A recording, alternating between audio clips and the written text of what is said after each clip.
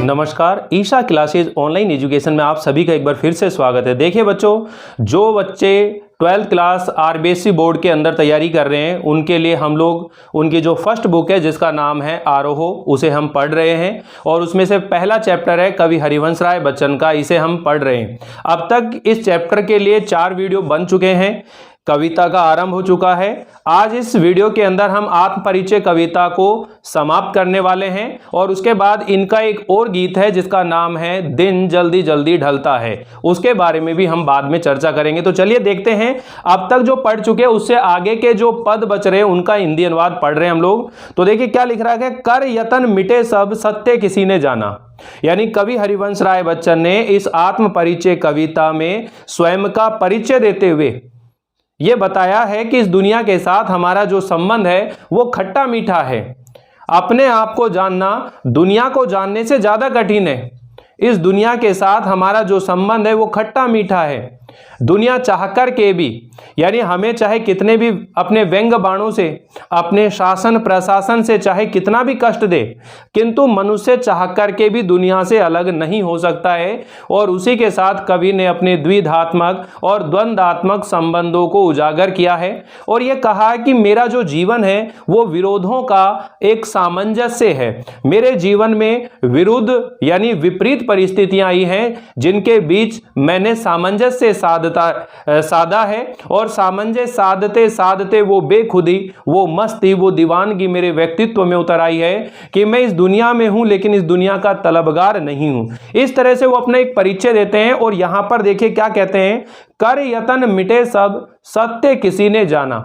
यानी कि कर यतन मिटे सब, अगर कोई व्यक्ति यत्न करता है, कोशिश करता है, यत्न का मतलब होता है कोशिश करना, प्रयास करना। यदि कोई व्यक्ति यत्न करता है, प्रयास करता है, मिटे सब चीजों को मिटाया जा सकता है, किंतु सत्य किसी ने जाना, क्वेश्चन मार्क लगा हुआ है। यानी इस सत्य को किसी ने जानने की कोशिश की है।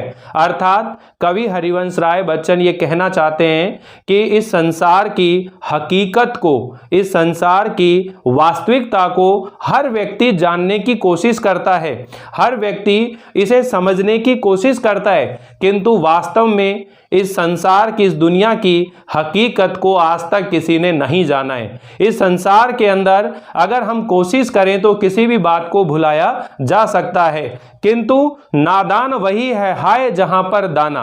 अर्थात नादान है, ना समझ हैं वे लोग, जहां ना समझ लोग हैं वे जहां पर दाना है, अर्थात समझदार लोग हैं। यहां पर देखिएगा ये 2 वर्ड आए हुए हैं, एक है नादान और एक है दाना।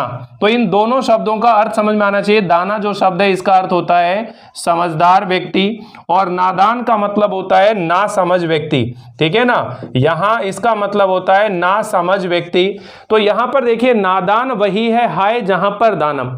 तो इस पंक्ति को हम 2 अर्थों में समझेंगे। पहला जो आपको अर्थ समझना है वो यह है, आपसे पूछा जाएगा कि यहां पर जो दाना शब्द है वह सांसारिकता का, सांसारिक चतुरता का प्रतीक है।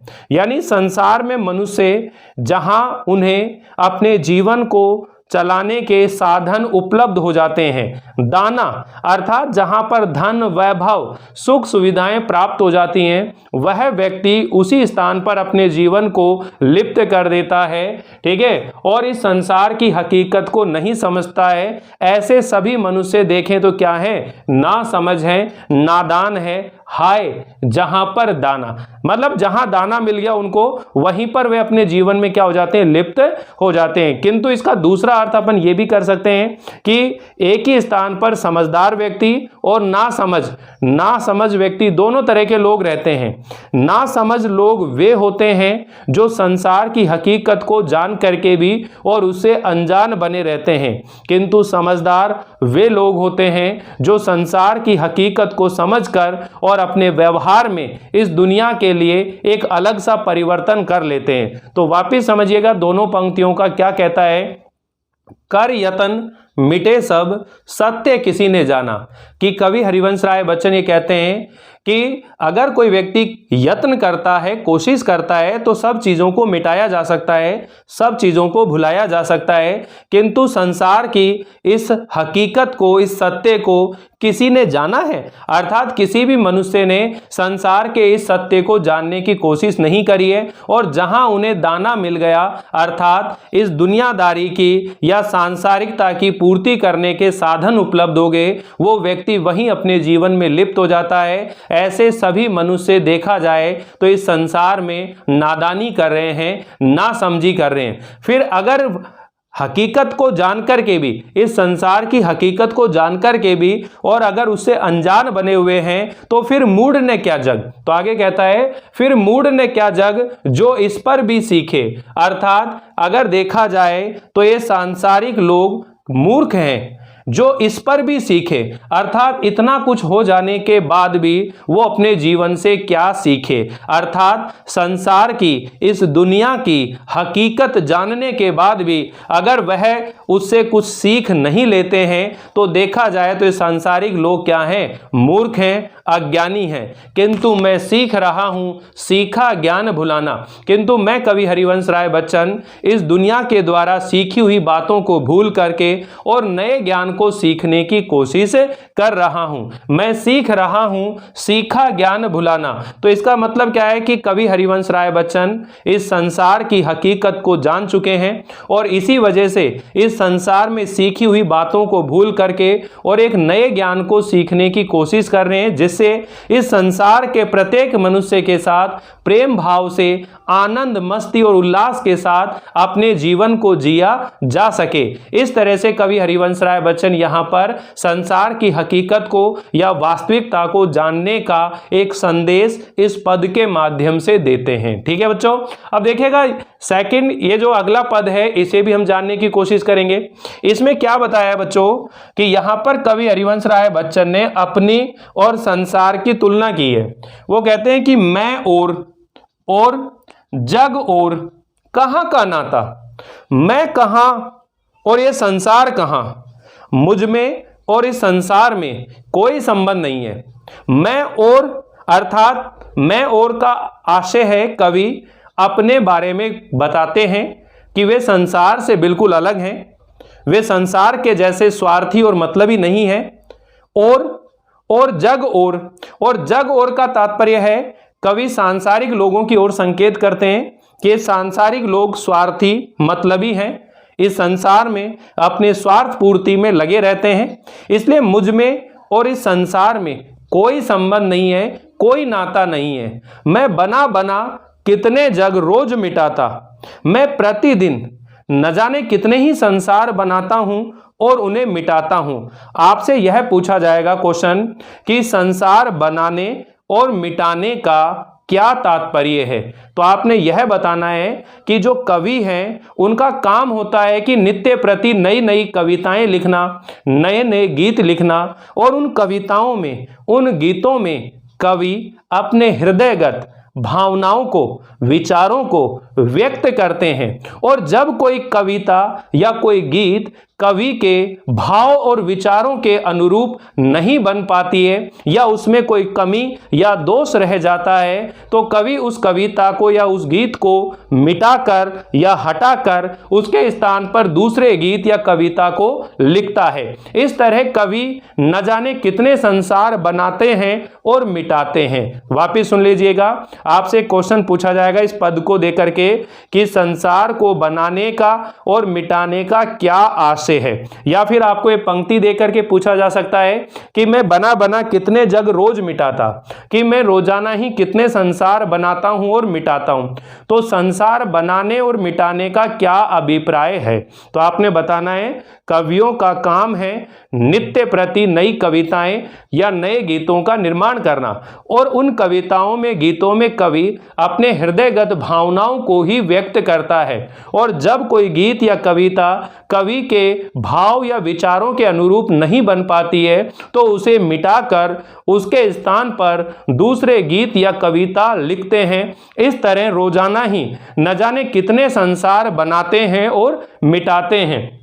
जग जिस पृथ्वी पर जोड़ा करता वैभव, आगे क्या कहता है कि ये सांसारिक लोग जिस पृथ्वी पर रह करके, जिस धरती पर रह करके केवल धन वैभव जोड़ने में लगे रहते हैं, अर्थात इस धरती पर केवल अपने स्वार्थ पूर्ति में लगे रहते हैं, मैं प्रति पग उस पृथ्वी को ठुकराता, मैं हर कदम, पग का मतलब होता है कदम, हर कदम पर उस स्वार्थी दुनिया को हर कदम में ठुकराता रहता हूं, प्रति पग से उस पृथ्वी को ठुकराता, उस धरती को ठुकराता रहता हूं, अर्थात मैं ऐसे स्वार्थी संसार की कभी परवाह नहीं करता हूं। तो देखिएगा, सबसे बड़ी बात है कि कवि हरिवंश राय बच्चन इस कविता में कई स्थानों पर इस बात को कहते हैं और स्पष्ट रूप से कहते हैं कि मुझे सांसारिक जिम्मेदारियां निभानी है, किंतु मैं इन संसार के लोगों की परवाह नहीं करता हूं कि ये क्या सोचते हैं, क्या कहते हैं, क्योंकि ये लोग ऐसे हैं जो इनके मतलब की अगर बात करते हैं तो उनका सम्मान करते हैं, और जो इनके मतलब की बात नहीं करता है वे उसके ऊपर ध्यान भी नहीं देते हैं। तो उसी चीज को यहां पर ये इस पद के माध्यम से कहता है कि मुझ में और इस संसार में कोई संबंध नहीं है, मैं कहां और ये संसार कहां, मैं बना बना कितने जग रोज मिटाता, मैं प्रतिदिन न जाने कितने संसार बनाता हूं, कितने मिटाता हूं, इसलिए मुझ में और इस संसार में कोई संबंध नहीं है।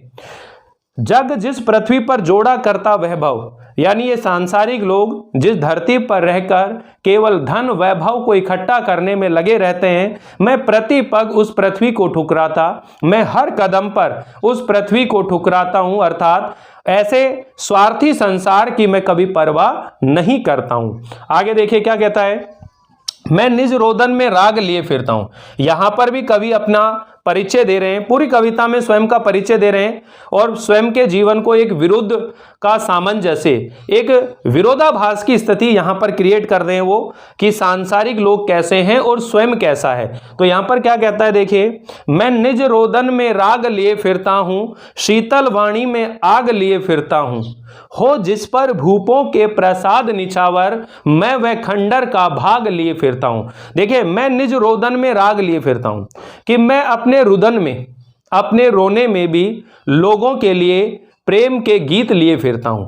राग का मतलब गीत भी होता है, राग का मतलब प्रेम भी होता है। तो यहां पर देखिए क्या कहता है, मैं निज रोदन में, मैं अपने रुदन में, मैं अपने रुदन में राग लिए फिरता हूं, अर्थात लोगों के लिए प्रेम के गीत लिए फिरता हूं, शीतल वाणी में आग लिए फिरता हूं, और मैं अपनी मधुर वाणी में लोगों के लिए जोश, उत्साह, मस्ती और आनंद का संसार लिए फिरता हूं। अब देखिएगा यहां पर यह वापिस से क्वेश्चन बनेगा कि भाई शीतल वाणी में आग होने का क्या अभिप्राय है, भाई शीतल वाणी में आग होने का क्या अभिप्राय है। तो इसका उत्तर आपको यह बताना है कि कवियों की जो वाणी होती है बहुत ही शीतल होती है, अर्थात बहुत मधुर होती है, किंतु उनके जो विचार होते हैं उनमें आग होती है, अर्थात जोश, उत्साह होता है। कवि अपनी शीतल वाणी से और अपने जोशीले विचारों से लोगों को निरंतर प्रेरित करते हैं, उन्हें अच्छा जीवन जीने के लिए उत्साहित करते हैं। इसी का मतलब हुआ कि वह कवि इस बात को कहता है कि मैं शीतल वाणी में आग लिए फिरता हूं, अर्थात मैं अपनी शीतल मधुर वाणी में लोगों के लिए उत्साह, जोश से भरे हुए भाव लिए फिरता हूं, ठीक है। हो जिस पर भूपों के प्रसाद निछावर। अब यहां पर देखिए, भूपों का मतलब होता है राजा, प्रसाद का मतलब होता है महल, ठीक है। भूपों का मतलब होता है राजा और प्रसाद का मतलब होता है महल। हो जिस पर भूपों के प्रसाद निछावर, कि जिस पर राजा महाराजाओं के महलों को नौछावर कर दिया जाए, अर्थात जिस पर संसार की तमाम सुख सुविधाओं को नौछावर कर दिया जाए, मैं वह खंडर का भाग लिए फिरता हूं, मैं वह हृदय रूपी खंडर का भाग लिए फिरता हूं। यहां पर यह बात समझने की आवश्यकता है कि यहां पर खंडर किसे कहा गया है। तो आपने बताना है कि कवि की पत्नी का देहांत हो जाने के बाद कवि का जो हृदय है वो टूट गया, जिसे कवि ने खंडर हृदय यानी एक खंडर कह करके संबोधित किया है। किंतु उस खंडर हृदय में कवि के पत्नी या उसके प्रिय की जो मधुर यादें हैं, उसकी जो स्मृतियां हैं, उसका जो प्रेम भाव है वो उसके हृदय में समाहित है। और कवि ये कहना चाहता है कि मैं अपने हृदयगत भावनाओं के लिए, मेरे प्रेमिल विचारों के लिए यदि राजा महाराजाओं की सुख सुविधाएं मुझे मिले तो भी मैं अपने खंडर हृदय के जो विचार हैं, भावनाएं हैं, उनको मैं त्याग नहीं सकता। हो जिस पर भूपों के प्रसाद निछावर, मैं वह खंडर का भाग लिए फिरता हूं। कि जिस खंडर हृदय के लिए, मैं अपने हृदय में स्थित जो मधुर यादें हैं, जो स्मृतियां हैं, उनके लिए राजा महाराजाओं के महलों की सुख सुविधाओं को भी त्याग सकता हूं। अर्थात कवि ये कहना चाहता है कि मैं हर कीमत पर अपनी हृदयगत भावनाओं को ही अभिव्यक्त करना चाहता हूं। वापिस सुनिएगा, मैं निज रोदन में राग लिए फिरता हूं, मैं अपने रुदन में गीत लिए फिरता हूं। अर्थात कवि अपनी पत्नी के देहांत हो जाने के बाद अत्यधिक दुखी है, और उस समय उन्होंने जो कविताएं लिखी, गीत लिखी, उसमें कवि अपने मन के दुख को, अपने मन की पीड़ा को व्यक्त कर रहा था, किंतु उस पीड़ा को भी लोगों ने नहीं समझा। उस पीड़ा में भी लोगों को मनोरंजन ही दिखाई दिया। तो वहां पर कवि इस बात को लिख रहा है कि मैं निज रोदन में राग लिए फिरता हूं, मैं अपने रोने में लोगों के लिए प्रेम भाव के गीत लिए फिरता हूं, शीतल वाणी में आग लिए फिरता हूं, और अपनी मधुर वाणी में लोगों के लिए प्रेम भाव लिए फिरता हूं, ठीक है, जोश लिए फिरता हूं। हो जिस पर भूपों के प्रसाद निछावर, और जिस पर राजाओं के महलों को न्यौछावर किया जा सके, मैं वह खंडर का भाग लिए फिरता हूं। अर्थात मैं अपने हृदय रूपी खंडर के लिए राजाओं के महलों को भी न्यौछावर कर सकता हूं। तो चलिए, यहां तक आप लोगों को क्लियर हो गया। अब लास्ट में 2 पद और बच रहे हैं। देखो इसमें क्या बच रहा है, अंतिम पद है। जब आप पढ़ो, इस वीडियो लेक्चर को देखो, तो आपके पास बुक जरूर होनी चाहिए, ताकि बुक में देखते हुए आप चीजों को समझ सकें, पढ़ सकें, और इन चीजों को आप आसानी से समझ भी सकें। देखो क्या कहता है, मैं रोया इसको तुम कहते हो गाना।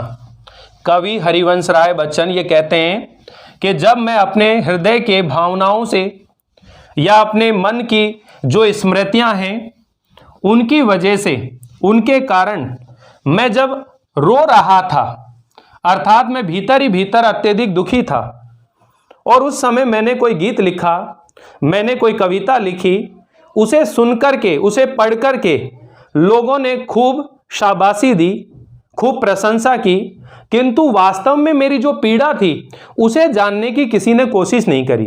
क्या कहता है, मैं रोया इसको तुम कहते हो गाना। कि जब मैं रोया था, अर्थात मैं अपने हृदयगत भावनाओं को जब कविता या गीतों के माध्यम से व्यक्त कर रहा था, तो उसे पढ़कर या सुनकर लोगों ने यही कहा, वाह क्या गाना गाया है, क्या गीत लिखा है। मैं फूट पड़ा तुम कहते हो छंद बनाना, और मैं अपने हृदयगत भावनाओं से अत्यधिक व्याकुल हो गया, अत्यधिक बेचैन हो गया, तो भी लोगों ने यही कहा, वाह क्या छंद बनाया है। क्यों कवि कहकर संसार मुझे अपनाए।